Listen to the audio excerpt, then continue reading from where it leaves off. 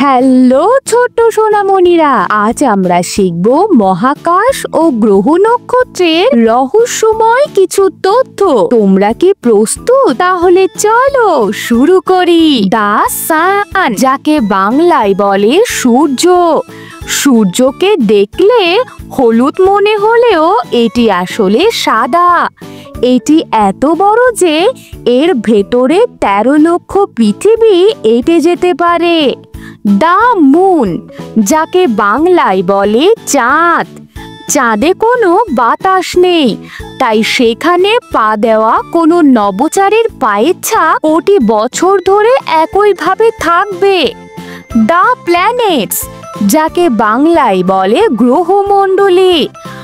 আমাদের সৌরজগতে 8টি গ্রহ রয়েছে, তাদের মধ্যে বুধ গ্রহে কোনো চাঁদই নেই। অ্যাস্টেরয়েডস, যাকে বাংলায় বলে গ্রহাণু। গ্রহাণুগুলো হলো মহাকাশের বিশাল পাথর, যা কিনা ডাইনোসরদের পৃথিবী থেকে বিলুপ্ত করে দিতে পারে। কমেটস, যাকে বাংলায় বলে ধূমকেতু। ধূমকেতুকে মহাকাশের নোংরা বরফ বলা হয়, যা সূর্যের কাছে এলে সুন্দর লেজ তৈরি করে। মিল্কি ওয়ে, যাকে বাংলায় বলে ছায়াপথ। আমরা যে গ্যালাক্সিতে বাস করি তার নাম মিল্কি ওয়ে, যা দেখতে একটা দুধের নদের মতো। এর ভেতরে কমপক্ষে 100 বিলিয়ন তারা আছে। ব্ল্যাক হোল, যাকে বাংলায় বলে কৃষ্ণ গহ্বর।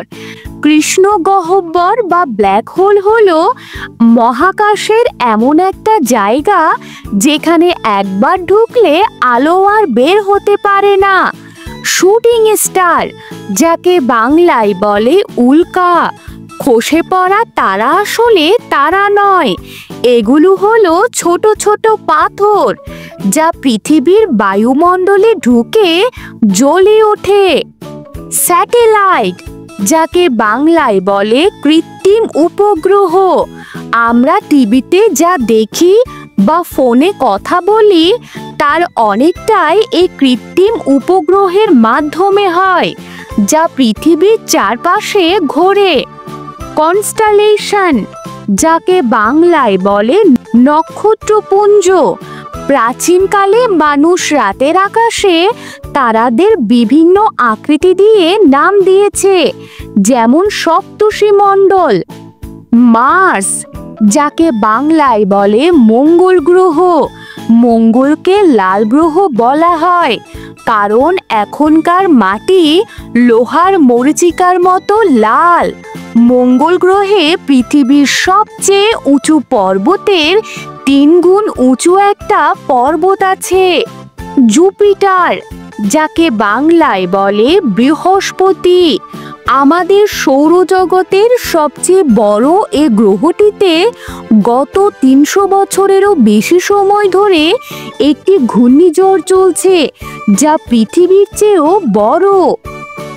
অরিয়ন নেবুলা, যাকে বাংলায় বলে কালপুরুষ নীহারিকা। এ হলো মহাকাশের এমন একটি জায়গা যেখানে নতুন তারাদের জন্ম হচ্ছে।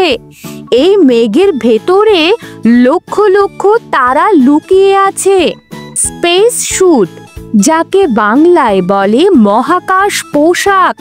মহাকাশচারীরা এই পোশাক পরে মহাকাশে যান কারণ এটি তাদের অক্সিজেন দেয় এবং বাইরের চরম তাপমাত্রা থেকে বাঁচায়। এই পোশাক বানাতে প্রায় $1,20,00,000 খরচ হয়। এক্সোপ্ল্যানেটস, যাকে বাংলায় বলে বহির্গ্রহ। এগুলো হলো এমন গ্রহ যা আমাদের সূর্যের বদলে অন্য তারাকে কেন্দ্র করে ঘোরে, যেখানে ভিন্ন গ্রহই থাকতেও পারে। এই ধরনের হাজার হাজার গ্রহ আবিষ্কার হয়েছে।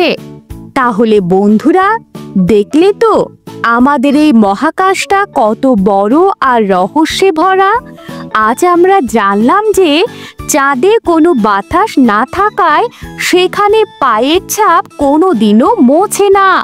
সূর্যকে দেখলে হলুদ মনে হলেও সেটা আসলে সাদা। আর ব্ল্যাক হোলের কাছাকাছি গেলে মানুষ নাকি স্প্যাগেটির মতো লম্বা হয়ে যায়। মহাকাশকে নিয়ে যত জানবে ততই অবাক হবে, কারণ এই বিশাল মহাবিশ্বে আমরা যা দেখি তার চেয়ে না দেখা জিনিসের হাজার গুণ বেশি। এ কারণে বিজ্ঞানীরা বলেন মহাকাশ হলো পৃথিবীর সবচেয়ে বড় খেলার মাঠ। আর এই রহস্যগুলো হলো আমাদের জন্য মজার মজার ধাঁধা। তোমরাও বড় হয়ে এই ধাঁধাগুলোর উত্তর খুঁজতে চেষ্টা করো।